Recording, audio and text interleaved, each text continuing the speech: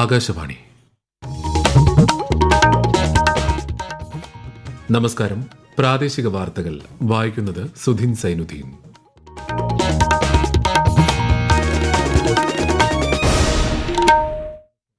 പ്രധാന വാർത്തകൾ.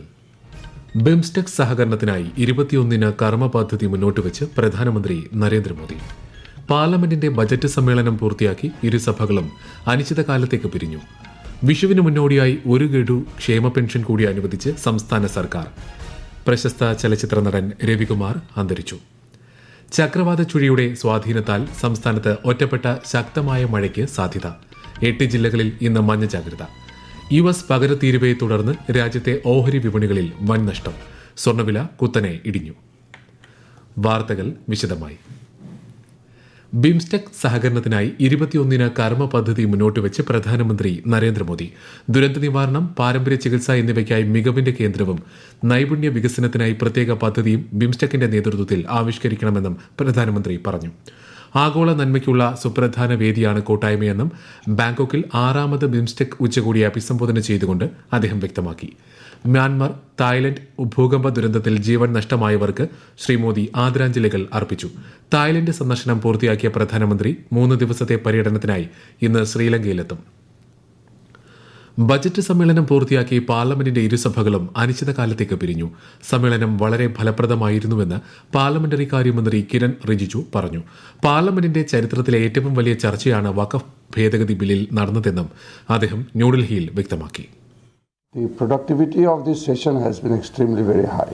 The time taken for the discussion of Waqf Amendment Bill both in Lok Sabha and Rajya Sabha had gone without any adjournment, any disruption. To create such a milestone requires the contributions, the patience and the deliberations of the honourable members. So for that I would like to thank all the honourable members of Lok Sabha and Rajya Sabha. സമ്മേളന കാലയളവിൽ ലോക്സഭ 16 ബില്ലുകളും രാജ്യസഭ 14 ബില്ലുകളുമാണ് പാസാക്കിയത്. ജനുവരി 31 രാഷ്ട്രപതിയുടെ അഭിസംബോധനയോടെ ആരംഭിച്ച സമ്മേളനം കേന്ദ്ര budget ഉൾപ്പെടെയുള്ള സുപ്രധാന നടപടിക്രമങ്ങൾക്ക് സാക്ഷ്യം വഹിച്ചു. സമ്മേളനത്തിന്റെ അവസാന ദിനമായ ഇന്ന് ശക്തമായ ഭരണ പ്രതിപക്ഷ പ്രതിഷേധത്തിനൊടുവിൽ ഇരുസഭകളും ഉച്ചയോടെ പിരിയുകയായിരുന്നു. വൈബ്രന്റ് വില്ലേജ് പദ്ധതി 2ാം ഘട്ടത്തിന് അംഗീകാരം നൽകി കേന്ദ്ര സർക്കാർ. രാജ്യാതിർത്തിയിലുള്ള ഗ്രാമങ്ങളുടെ സമഗ്ര വികസനം ലക്ഷ്യമിട്ട് 6,839 കോടി രൂപ ചെലവിൽ സമ്പൂർണ്ണ കേന്ദ്ര സഹായത്തോടെയാണ് പദ്ധതി നടപ്പാക്കുക. മഹാരാഷ്ട്ര, ഒഡീഷ, ഛത്തീസ്ഗഡ് എന്നീ സംസ്ഥാനങ്ങളിൽ 18,000 കോടി രൂപ ചെലവിൽ 4 റെയിൽവേ വികസന പദ്ധതികൾ നടപ്പാക്കാനും ഇന്ന് ചേർന്ന മന്ത്രിസഭായോഗം തീരുമാനിച്ചു. വിഷുവിന് മുന്നോടിയായി ഒരു ഗഡു ക്ഷേമ പെൻഷൻ കൂടി അനുവദിച്ച് സംസ്ഥാന സർക്കാർ. ഏപ്രിൽ മാസത്തെ സാമൂഹ്യ സുരക്ഷാ ക്ഷേമനിധി പെൻഷൻ വിതരണത്തിനായി 820 കോടി രൂപ അനുവദിച്ചതായി ധനമന്ത്രി KN ബാലഗോപാൽ അറിയിച്ചു. പെൻഷൻ അടുത്ത ആഴ്ച ലഭിച്ചു തുടങ്ങും. വിഷുവിന് മുൻപ് മുഴുവൻ പേർക്കും പെൻഷൻ ഉറപ്പാക്കണമെന്നും മന്ത്രി നിർദ്ദേശിച്ചു. മുഖ്യമന്ത്രിയുടെ മകൾ വീണ വിജയൻ ഉൾപ്പെട്ട CMRL എക്സാലോജിക് പണമിടപാട് കേസിൽ SFIO കുറ്റപത്രം വിചാരണ കോടതിക്ക് കൈമാറി. കൊച്ചിയിലെ ജുഡീഷ്യൽ ഫസ്റ്റ് ക്ലാസ് മജിസ്ട്രേറ്റ് കോടതിയിലാണ് കേന്ദ്ര ഏജൻസിയായ SFIO കുറ്റപത്രം നൽകിയത്. അതേസമയം കേസിൽ വീണ വിജയനെ പ്രതി ചേർത്ത സാഹചര്യത്തിൽ മുഖ്യമന്ത്രി പിണറായി വിജയൻ ഉടൻ രാജിവെക്കണമെന്ന് പ്രതിപക്ഷ നേതാവ് VD സതീശനും BJP സംസ്ഥാന അധ്യക്ഷൻ രാജീവ് ചന്ദ്രശേഖറും ആവശ്യപ്പെട്ടു. കരിമണൽ കമ്പനിക്ക് മലിനീകരണ നിയന്ത്രണ ബോർഡിന്റെ സഹായം ലഭിച്ചത് മുഖ്യമന്ത്രി വഴിയാണെന്ന് മാത്യു കുഴൽനാടൻ MLA ആരോപിച്ചു. അതേസമയം വീണ വിജയനെതിരെയുള്ള നടപടി രാഷ്ട്രീയ ഗൂഢാലോചനയാണെന്ന് CPIM സംസ്ഥാന സെക്രട്ടറി MV ഗോവിന്ദൻ പ്രതികരിച്ചു. വഖഫ് ഭേദഗതി ബില്ലിലെ വ്യവസ്ഥകളുടെ ഭരണഘടനാ സാധുത ചോദ്യം ചെയ്ത് കോൺഗ്രസ് MPയും ലോക്സഭയിലെ പാർട്ടി വിപ്പുമായ മുഹമ്മദ് ജാവേദ് സുപ്രീം കോടതിയിൽ ഹർജി നൽകി. നിർദ്ദിഷ്ട നിയമനിർമ്മാണം ഭരണഘടനയുടെ വിവിധ അനുച്ഛേദങ്ങളുടെ ലംഘനമാണെന്ന് വഖഫ് ബിൽ സംബന്ധിച്ച സംയുക്ത പാർലമെന്ററി സമിതി അംഗം കൂടിയായ മുഹമ്മദ് ജാവേദ് ഹർജിയിൽ പറയുന്നു. ഇന്ന് പുലർച്ചെയാണ് പാർലമെന്റ് ബിൽ പാസാക്കിയത്. സംസ്ഥാനത്ത് 2024-25 സംഭരണ വർഷത്തെ 2ാം വിള നെല്ല് സംഭരണം ഊർജിതമായി നടക്കുന്നുണ്ടെന്ന് മന്ത്രി GR അനിൽ 57 മില്ലുകളുമായി കരാറിൽ ഒപ്പുവെച്ചതായി മന്ത്രി വാർത്താ സമ്മേളനത്തിൽ പറഞ്ഞു. കൊയ്തിട്ട് ദിവസങ്ങൾ കഴിഞ്ഞിട്ടും നെല്ല് സംഭരിക്കുന്നില്ലെന്ന പ്രചാരണം വസ്തുതാവിരുദ്ധമാണെന്നും മന്ത്രി കൂട്ടിച്ചേർത്തു. ഈ വാർത്തകൾ ആകാശവാണിയിൽ നിന്ന്. ആകാശവാണി വാർത്തകളും വാർത്താ അധിഷ്ഠിത പരിപാടികളും all India radio news Thiruvananthapuram YouTube ചാനലിലും all India radio news Thiruvananthapuram Facebook പേജിലും AIR ന്യൂസ് _തിരുവനന്തപുരം ഇൻസ്റ്റഗ്രാം അക്കൌണ്ടിലും AIR ന്യൂസ് _TVM X ഹാൻഡിലും ലഭ്യമാണ്.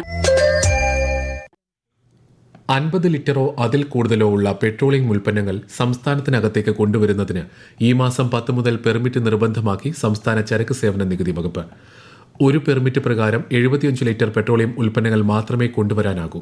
ഒരു വ്യക്തിക്ക് ആഴ്ചയിൽ ഒരു പെർമിറ്റ് മാത്രമാണ് അനുവദിക്കുക. 3 ദിവസമാണ് പെർമിറ്റിന്റെ കാലാവധി. തദ്ദേശ സ്വയംഭരണ സ്ഥാപനങ്ങളിൽ നിന്നുള്ള സേവനങ്ങൾ ഏകീകൃത പ്ലാറ്റ്ഫോമിലൂടെ ലഭ്യമാക്കുന്ന കെ സ്മാർട്ട് സംവിധാനം സംസ്ഥാനത്ത് ഈ മാസം 10 മുതൽ പൂർണ്ണ സജ്ജമാക്കും. ksmart.lsgkerala.gov.in എന്ന വെബ്സൈറ്റിലൂടെയും മൊബൈൽ ആപ്ലിക്കേഷനിലൂടെയും സേവനങ്ങൾ ലഭിക്കും. പ്രശസ്ത ചലച്ചിത്ര നടൻ രവികുമാർ അന്തരിച്ചു. അർബുദ രോഗത്തെ തുടർന്ന് ചികിത്സയിലിരിക്കെ ചെന്നൈയിലാണ് അന്ത്യം. 71 വയസ്സായിരുന്നു. 70കളിലെയും 80കളിലെയും ശ്രദ്ധേയമായ താരമായിരുന്ന അദ്ദേഹം 100ലേറെ മലയാള ചിത്രങ്ങളിലും നിരവധി തമിഴ് ചിത്രങ്ങളിലും ടെലിവിഷൻ പരമ്പരകളിലും അഭിനയിച്ചിട്ടുണ്ട്. തൃശൂർ സ്വദേശിയാണ്. 1967 ഇന്ദുലേഖ എന്ന ചിത്രത്തിലൂടെ അരങ്ങേറ്റം കുറിച്ച രവികുമാർ അമ്മ, ലിസ, അവളുടെ രാവുകൾ, അങ്ങാടി, സർപ്പം, തീക്കടൽ, അനുപല്ലവി തുടങ്ങിയ ചിത്രങ്ങളിലൂടെ ഏറെ ജനശ്രദ്ധ നേടി. മുഖ്യമന്ത്രി പിണറായി വിജയൻ, സ്പീക്കർ AN ഷംസീർ തുടങ്ങിയ പ്രമുഖർ അനുശോചനം രേഖപ്പെടുത്തി. ശാരീരിക ബുദ്ധിമുട്ടിനെ തുടർന്ന് മധുര അപ്പോളോ ആശുപത്രിയിൽ പ്രവേശിപ്പിച്ച മുതിർന്ന CPM നേതാവും ഉടുമ്പൻചോല MLAയുമായ MM മണിയുടെ ആരോഗ്യനിലയിൽ പുരോഗതി. വെന്റിലേറ്ററിൽ നിന്ന് മാറ്റിയെങ്കിലും ഡോക്ടർമാരുടെ നിർദ്ദേശപ്രകാരം ICUവിൽ തുടരുകയാണ്. മധുരയിൽ CPM പാർട്ടി കോൺഗ്രസിൽ പങ്കെടുക്കുകയായിരുന്ന അദ്ദേഹത്തെ ഇന്നലെ ഉച്ചയോടെയാണ് ആശുപത്രിയിൽ പ്രവേശിപ്പിച്ചത്. വ്യവസായിയും സിനിമാ നിർമ്മാതാവുമായ ഗോകുലം ഗോപാലന്റെ സ്ഥാപനങ്ങളിൽ എൻഫോഴ്സ്മെന്റ് ഡയറക്ടറേറ്റ് ഇന്ന് പരിശോധന നടത്തി. ചെന്നൈയിലും കോഴിക്കോടുമുള്ള സ്ഥാപനങ്ങളിലാണ് ED സംഘം പരിശോധന നടത്തിയത്. പരിശോധനയുടെ ഭാഗമായി ഗോകുലം ഗോപാലനെ ED ഉദ്യോഗസ്ഥർ ചോദ്യം ചെയ്തു. കേരള സർവകലാശാലയിൽ MBA ഉത്തരക്കടലാസുകൾ നഷ്ടപ്പെട്ട സംഭവത്തിൽ അധ്യാപകൻ സർവകലാശാലയ്ക്ക് വിശദീകരണം നൽകി. ഉത്തരക്കടലാസുകൾ നഷ്ടപ്പെടുത്തിയത് മനഃപൂർവ്വമല്ലെന്നും പേപ്പറുകൾ നഷ്ടപ്പെട്ട ഉടൻ പോലീസിന് പരാതി നൽകിയിരുന്നുവെന്നും അധ്യാപകൻ പറഞ്ഞു.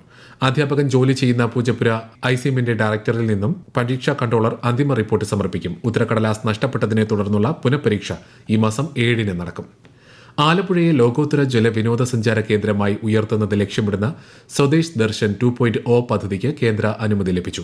സംസ്ഥാന സർക്കാർ തയ്യാറാക്കിയ പദ്ധതിക്ക് കേന്ദ്ര ടൂറിസം മന്ത്രാലയം 93 കോടി രൂപ അനുവദിച്ചതായി ജില്ലാ കളക്ടർ അറിയിച്ചു. വിശദാംശങ്ങളുമായി ആകാശവാണി ആലപ്പുഴ ജില്ലാ പ്രതിനിധി R. Ravikumar. Alappuzha global water Wonderland എന്ന പദ്ധതിക്കായി 93 കോടി 17 ലക്ഷം രൂപയാണ് കേന്ദ്ര ടൂറിസം മന്ത്രാലയം അനുവദിച്ചിട്ടുള്ളത്. ജില്ലയിലെ പ്രധാന വിനോദസഞ്ചാര കേന്ദ്രങ്ങളായ ആലപ്പുഴ ബീച്ച്, കനാൽ തീരങ്ങൾ, അന്താരാഷ്ട്ര ക്രൂയിസ് ടെർമിനൽ എന്നിവയെ ഉന്നത നിലവാരത്തിലേക്ക് മാറ്റുകയെന്നാണ് പദ്ധതിയുടെ ലക്ഷ്യം. ആലപ്പുഴയുടെ ജീവനാഡികളായ കനാലുകളുടെ നവീകരണത്തിനായി 37 കോടി രൂപയും നീക്കിവെച്ചിട്ടുണ്ട്. ചക്രവാത ചുഴിയുടെ സ്വാധീനത്താൽ സംസ്ഥാനത്ത് അടുത്ത 5 ദിവസം ഒറ്റപ്പെട്ട ശക്തമായ മഴയ്ക്ക് സാധ്യതയെന്ന് കേന്ദ്ര കാലാവസ്ഥാ വകുപ്പ്. തിരുവനന്തപുരം മുതൽ തൃശൂർ വരെയുള്ള 8 ജില്ലകളിൽ ഇന്ന് മഞ്ഞ ജാഗ്രത നൽകിയിട്ടുണ്ട്. കള്ളക്കടൽ പ്രതിഭാസത്തിന്റെ ഭാഗമായി കന്യാകുമാരി തീരത്ത് നാളെ ഉയർന്ന തിരമാലയ്ക്കും കടലാക്രമണത്തിനും സാധ്യതയുണ്ടെന്നും ദേശീയ സമുദ്രസ്ഥിതി പഠന ഗവേഷണ കേന്ദ്രം അറിയിച്ചു. മത്സ്യത്തൊഴിലാളികളും തീരദേശവാസികളും ജാഗ്രത പാലിക്കണം. യുഎസിന്റെ പകരത്തീരുവ പ്രഖ്യാപനത്തെ തുടർന്ന് രാജ്യത്തെ ഓഹരി വിപണികളിൽ വൻ നഷ്ടം. സെൻസെക്സ് 931 പോയിന്റ് ഇടിഞ്ഞ് 75,365-ലും നിഫ്റ്റി 346 പോയിന്റ് നഷ്ടത്തിൽ 22,904-ലും വ്യാപാരം അവസാനിപ്പിച്ചു. US ഓഹരി വിപണിയും കനത്ത നഷ്ടം നേരിടുകയാണ്. സ്വർണ്ണവിലയും കുത്തനെ കുറഞ്ഞു. പവന് 1,280 രൂപ കുറഞ്ഞ് 67,200 രൂപയും ഗ്രാമിന് 8,400 രൂപയുമാണ് ഇന്നത്തെ വില. IPL ക്രിക്കറ്റിൽ ലക്നൌ സൂപ്പർ ജയന്റ്സ് ഇന്ന് മുംബൈ ഇന്ത്യൻസിനെ നേരിടും. ലക്നൌവിൽ രാത്രി 7:30 മത്സരം. മാവേലിക്കര നഗരമധ്യത്തിൽ 30ഓളം പേർക്ക് തെരുവ് നായയുടെ കടിയേറ്റു. 3 വയസ്സുകാരിക്ക് ഉൾപ്പെടെയാണ് ഇന്നലെയും ഇന്നുമായി തെരുവ് നായ ആക്രമണത്തിൽ പരിക്കേറ്റത്. നായയെ ഇതുവരെ കണ്ടെത്താനായിട്ടില്ല. വയനാട് കൽപ്പറ്റ പോലീസ് സ്റ്റേഷൻ ശുചിമുറിയിൽ ആദിവാസി യുവാവ് ജീവനൊടുക്കിയ സംഭവത്തിൽ പോലീസ് കംപ്ലയിന്റ് അതോറിറ്റി പരിശോധന നടത്തി. അതോറിറ്റി ചെയർമാൻ ജസ്റ്റിസ് VK മോഹനന്റെ നേതൃത്വത്തിൽ സ്റ്റേഷനിലെ CCTV ദൃശ്യങ്ങൾ ഉൾപ്പെടെയാണ് പരിശോധിച്ചത്. പ്രധാന വാർത്തകൾ വീണ്ടും.